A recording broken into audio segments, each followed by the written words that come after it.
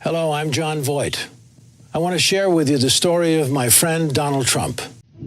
As you know, he's running for President of the United States. And as you know, when he gets elected, he will make our country great again. The story begins in New York in the early 70s.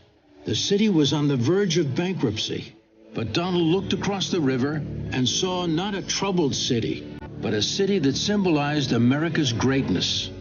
And he was committed to making it great again. Donald was born in Queens to Fred and Mary Ann Trump. His father was a builder and was the greatest influence in young Donald's life. He learned about leadership early at the New York Military Academy.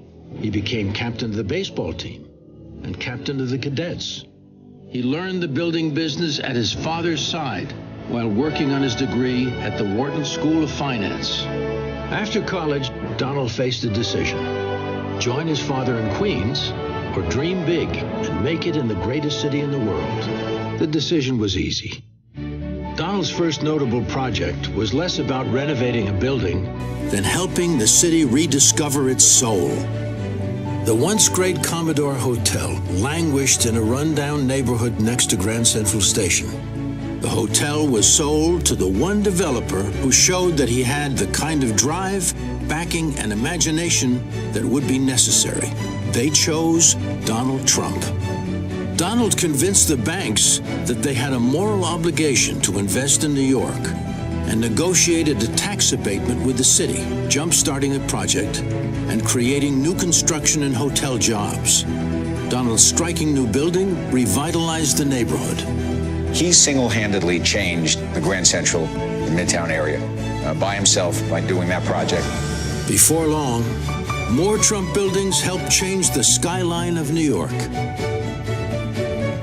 Building in New York was not easy, but Donald was never more frustrated than watching the city waste 6 years and $13 million trying to rebuild Central Park's Wallman ice rink. Donald was astounded. It took him only 2 years to build Trump Tower. So he stepped in and took over the project. He finished in 3 months and under budget. He took over another city project, tied up in red tape since 1978. Donald transformed a landfill into a championship public golf course and saved the city millions. Donald will tell you his secret for success is a strong team. He just has that knack of finding the right person, the qualified person who will really excel in that position. Like his father before him, he taught his children the business, and now they're important members of the Trump team. Mr. Trump and his children, they love what they do, and they are incredibly good at it. And I think that breeds the same type of passion for all those that work for him and are around him. From day one, my father trained us really well, whether it was in a boardroom, whether it was on a job site.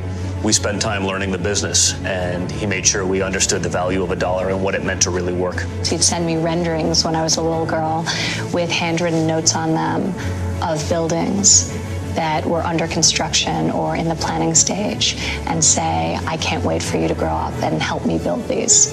Now it's fun to stand shoulder to shoulder with my father.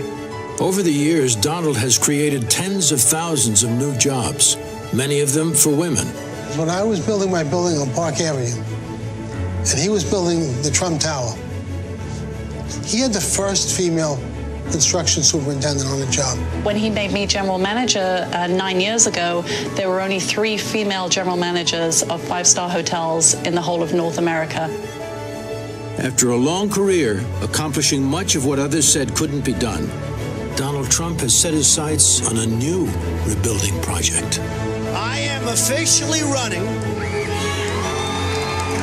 for President of the United States, and we are going to make our country great again. Donald has said he admires people who put themselves directly on the line. Today, he's not only putting himself on the line, but under fire. Donald could have continued his successful career and spent more time with his family, but instead, he chose to run for president. See, he doesn't need to do this, but what's been happening over the last 8 years has been so tragic for the course of our nation. He simply had to do this. For my father to step away from a company that he's deeply committed to in favor of running for elected office was a real sacrifice for him.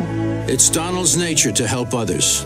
A lot of times he comes across a story or meets a person that touches him, and he'll make sure that that person is taken care of privately for the rest of their lives. Donald Trump has a very big heart. When police officers or firefighters or even sanitation workers, correction officers, I can remember a teacher got injured or died, he would step forward and he would make an anonymous contribution.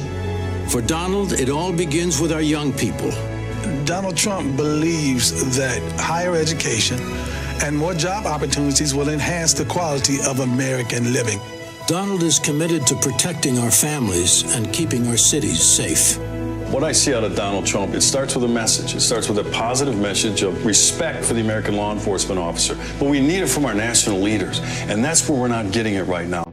He is the one candidate, the non-politician, who can fix our broken economy and get America working again.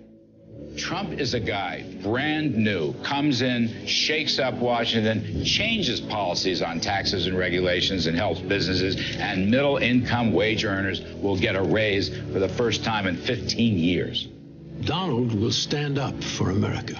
Donald Trump understands negotiation. There's just no doubt about it. It's one of his great strengths, and we have been taken to the cleaners in world trade. We are losing jobs every year, every day, as a result of bad trade policies and bad trade agreements.